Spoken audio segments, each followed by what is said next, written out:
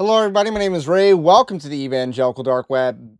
Today, we're going to be diving into Big Eva is mad. They are mad that some people on social media, some plucky people, are rising up, having influence based on the merit of their ideas instead of being vetted by the good old boy networks, the guild that is Celebrity Christendom and Big Eva. So, there's an article by Carl Truman that came out last week, and it coined a new term called Gig Eva, and that's what they're going to be calling this. Now, I think that's a very bad term because it's so good to just use against them because it's so obviously indicative and related to the Giga Chad meme. So obviously, Gig Eva is it's a name that completely backfired on them. So we're going to dive into what Gig Eva is, but first I want to let you know Evangelical Dark Web is a Christian news gathering and commentary ministry. And I think we would also fall under Gig Eva by the definition that's going to be brought up soon enough. Uh, and the least you can do is like this video, subscribe to the channel, to the podcast if you are new. And the next thing we're going to talk about is this article. Let's dive in. I'm going to skip a few paragraphs because this is where it kind of gets interesting. Carl Truman writes, and just a little bit about Carl Truman. He's someone that's hailed as this like conservative Christian hero, even though I don't really think he's all that right wing. And he brought up Amy Bird, who's this liberal feminist lady pastor wannabe or whatever.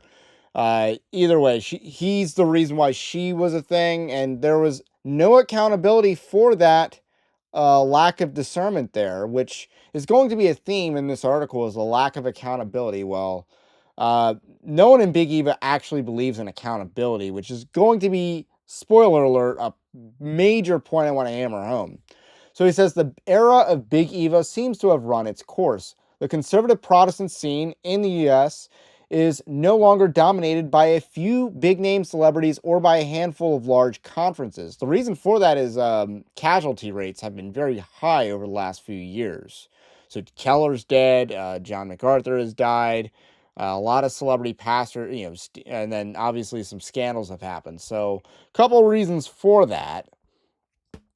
While those large conferences still exist, I mean, there's T4G, which still exists. Hey, is that it? Is that it? Because G3 is no longer really a thing. And are often well attended. They do not. Oh, ShepCon, yeah, still exists. It's woke, but it still exists. They do not grip the popular evangelical imagination as they once did. They seem, on the whole, to have settled into the role that they should have always held: optimal supplements to local church life for Christians who are committed to their own congregations, but who enjoy connecting with others from elsewhere and hearing preachers from a variety of denominations. But the problem at the heart of Big Eva have not disappeared. They have migrated to new forums, particularly that of social media. So this is just kind of a nonsensical take. The Gospel Coalition is still an online behemoth. It's still huge. It's still a top 50 in the religious space. And that includes Bible apps, by the way. So if we're taking out Bible apps, Gospel Coalition, and denomination websites like the Mormon website and the Jehovah's Witness website, yeah, but Gospel Coalition's top 5, top 10 probably, or easily top 10. I would say top 5. Desiring God even larger. But here's the thing. The Big Eva pastors have had such negative influences on the church, and I'm saying at large. I'm making a broad generalization because it's true. And specifically going to mention people like David Platt, people like Tim Keller. They've had such negative influences on the church because of their unique teaching. I would also throw John Piper in there because I think Christian hedonism was bad. And he's woke. So he's trying to say that the problems have not disappeared. They've just migrated to new forums. But it's not like Big Eva has not been operating on social media for a long time. They're just not good at it. And that's really what this is about. It's not that, the problems have migrated. It's that these people, the old regime of Big Eva, cannot keep up on social media. They've been exposed.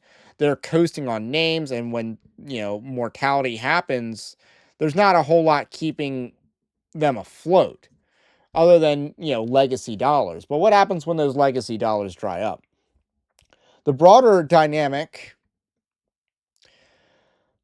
in the US are sometimes referred to as creating the gig economy, a term that describes a shift from traditional business models and institutions as sources of income to a more disparate and informal network of opportunities offered by new media.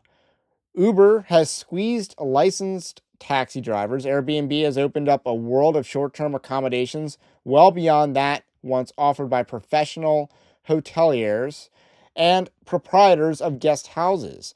And so, in the world of evangelicalism, Big Eva is being challenged by what we might call Big Eva. And by we might call, you mean you are calling, because this is a new term you have coined. And it's, created a lot of memes, a lot of letters of the alphabet that you can joke around with about Big Eva and Gig Eva. So there are some obvious differences between Big and the Gig. And even in the world of Big Eva, the headline acts were generally men and women who had first established their reputations through service of their local churches or talented writing for established publishers. So again, there's a guild, there's barriers to entry, and some of these barriers to entry sound a lot more legitimate than they actually were. Uh, Rick Warren, for instance, built Saddleback Church, or people who built mega churches that watered down the gospel in order to put butts in seats. Kind of the point that I'm making. They got large platforms to talk about how to grow churches and stuff like that. Andy Stanley wrote a whole book about being deep and wide, even though he's neither deep and he's a pretty skinny dude. So there's and Andy Stanley was really only held accountable in the last couple of years, even though, and it was on the issue of homosexuality, even though his views on homosexuality were a decade broadcasted. He preached a compromise sermon on homosexuality back in 2012. And yet Big Eva reacted to it at the time, like Al Mohler reacted to it at the time. So it's not like this went unknown, but there was zero accountability by Big Eva. It's only when it just kind of got drummed up by discernment bloggers. That was a term before Gig Eva, was discernment bloggers. Was there actually accountability to some degree? But either way, he has not really been canceled, but you saw most of Christian media stop defending Andy Stanley, except for Ed Stetzer, who runs Church Leaders and is also the Dean of Theology over at Biola University. So, very liberal institution there. So, they once had a certain authority that predated their rise to Big Eva influence. In Gig Eva, anyone with the time to spend living online can become a celebrity without having proved himself beforehand in any real service to any church. So again, the most common pathway in Big Eva was to put as many butts in seats as possible, build a multi-campus megachurch. Was late 2000s, early 2010s, had the multi-campus megachurch going on. And that was the path to Big Eva before. Putting butts in seats, watering down the message. It's not like there's not hard work in doing that, in building a large church like that. There's hard work, but let's be real. They watered down the gospel in almost every case. I would say 90% of mega churches watered down the gospel to get that big. So this is just a wrong point here. But there's also similarities, such as the matter of accountability. Big Eva gurus were accountable only to each other. Their heirs in Gig Eva are accountable to nobody. To put it another way, both tend to marginalize the actual church by making their own platforms and declarations the source of all wisdom. That's hyperbolic. Come on, Carl Truman. But Gig Eva has only intensified the problem, led me to coin the term Big Eva, which that led me to what? That's got to be a typo, because there's no way he made the term Big Eva, right? But let's be real. There is no accountability in Big Eva. The only person that, since I've been doing Evangelical Dark Web, the only person I can think of that's been held accountable, actually I can think of maybe two examples. One, Eugene Peterson, when he wanted to waffle on He's the creator of The Message, by the way. When he waffled on homosexuality, yeah, he faced some backlash, and I think maybe got canceled by a publisher about that. That was like 5 years ago. So that maybe even before I did Evangelical Dark Webs when that story happened. Alistair Begg, happy to have played a role in that because we broke that story that got him canceled from ShepCon. So, and that was when he counseled the grandmother sinfully to attend a gay wedding. He got canceled for that from multiple ministries and events, and that was a good thing. He was actually held accountable for his views. But other than that, who is actually held accountable? This is not Big Eva, but this is Mid Eva. Josh Bice of G3 Ministries, for the conduct that he did during Woke Wars 2, was actually held accountable, but I wouldn't call him Big Eva. He was Mid Eva. So, where are the Big Eva figures that have been held accountable specifically for their false teaching? Doesn't happen. It does not happen. To put it another way, okay, so I've already read that. Next paragraph. There's a further similarity. Both are shaped by the economy of their chosen media. In the world of big venue conferences, headline names are critical to sell tickets. That led Big Eva to, at times, be undiscerning about who is welcomed on stage. And guess what? Big Eva's still undiscerning about that. There's still David Platt, welcome back. J.D. Greer, welcome back. In fact, Gospel Coalition defended both of those men in their wickedness. ShepCon is going woke in 2026. I talked about that last week and the prior week. No accountability. They're still not discerning about who they let on a stage because, and I talked about this with Phil Johnson, he wanted all those people because those people will sell tickets. That's really the big reason. Al Mohler is going to sell tickets. John Piper is going to sell tickets. Mark Dever is going to sell tickets. Let's not pretend like that problem's gone away. I remember asking one Big Eva boss if he thought a couple of his headline acts were men who offered godly models of what a pastor should be. He said no, then did nothing. Both men imploded in the public scandal sometime later. He really should name names, but he doesn't, and that's not great there. The economics of social media are different, and this is reflected in the culture of Gig Eva. Building platforms on X, for example, involves constant transgression of boundaries. Hence, the emergence of Gig Eva personalities whose trademark behavior ranges from attacking the leaders of Big Eva to rehabilitating the mustache man, Adolf Hitler himself. And again, there's a tendency in liberalism to label everything that you don't like Adolf Hitler. Like if you want to have like honest conversations about World War II, that's not really welcomed on the internet. And people have tried, and there's a lot of backlash over that. And Gig Eva also has the strange advantage of frictionless nature of technology mediated engagement. Big Eva silenced critics by ignoring them or making quiet phone calls to employers, which is actually really bad, by the way. Gig Eva launches full frontal personal attacks, but does so from the safety offered by tech platforms that have no place for pesky prerequisite of personal competence. And I gotta say, this is very hypocritical because at least social media, which I think is actually better for holding people accountable, and I'm gonna name drop some. Here's an example. Patriarchy Hannah. That was someone who was a complete fraud. Social media exposed it. There was accountability for that because that person got gone. So that was social media actually policing its own in a ways Big Eva does not police their own. That's just the example I can come up with off the top of my head, but there's a lot of things like that. There's a lot of people that they know people, like some of the people in the Moscow camp connected to Doug Wilson can't make it on their own without the Moscow label. I think that's also true in the MacArthur world. Can't make it without the MacArthur label. So, and of course, the Gospel Coalition just unveiled six new fellows for the Tim Keller Center.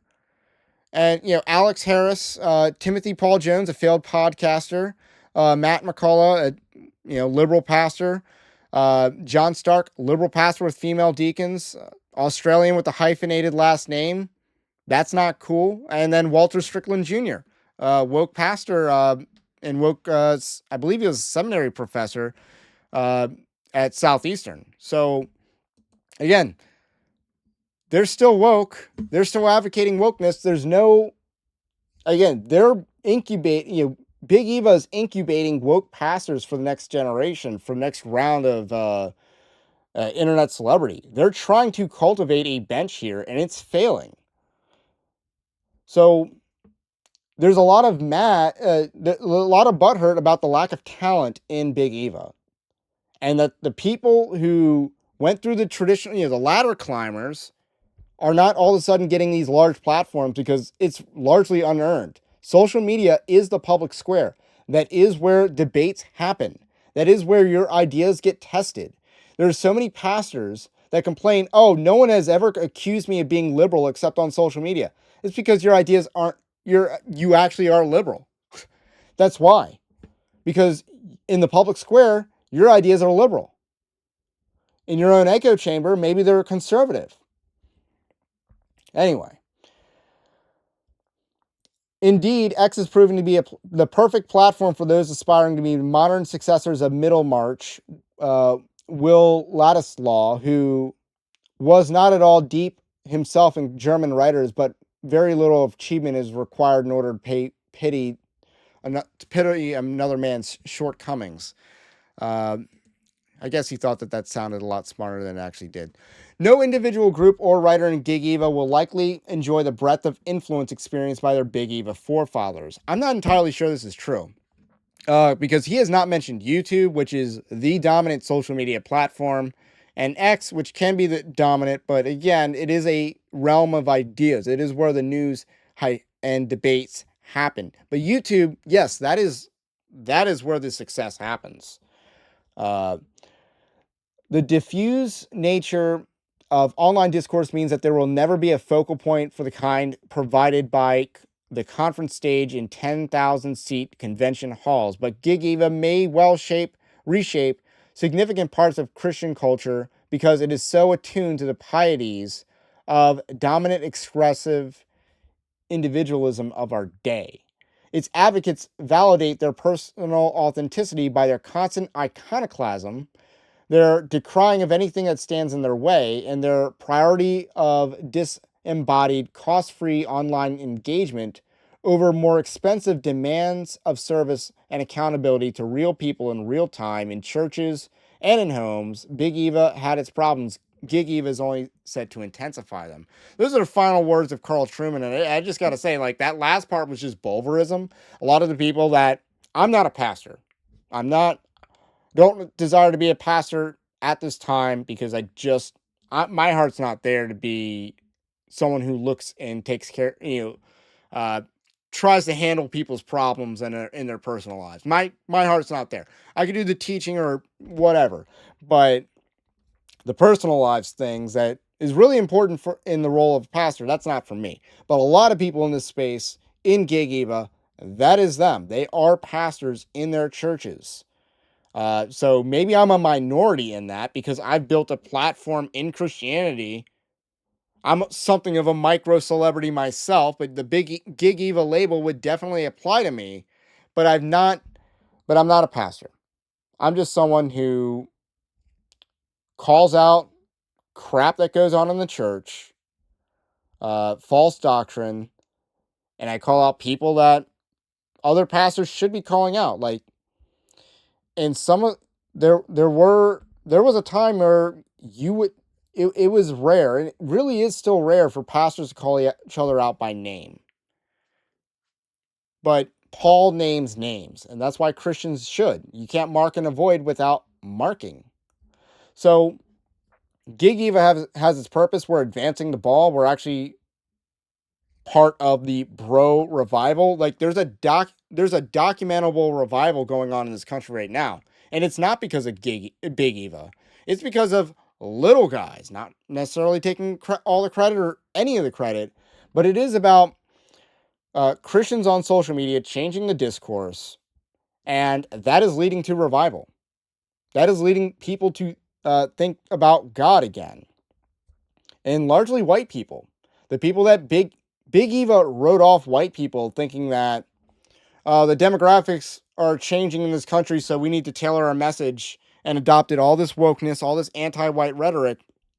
And yet, and even in the Gospel Coalition, they wrote that mass migration will increase Christianity in our countries. And that's happening nowhere, by the way. That's happening nowhere. Like, Mexican Catholics are not exactly who you want to import into the United States, or Muslims into the UK, which is what the Gospel Coalition was arguing. So, anyway, there's a revival going on among the people that Big Eva rejected. But Gig Eva does not reject them. Just saying. So, which one of these is bearing fruit and which one of them just put butts in seats for several years? That's all I got to say about that. For now, my name's Ray. It's the Evangelical Dark Web. Have a blessed day. Stay based. Christ is King. And we will catch you on the next one.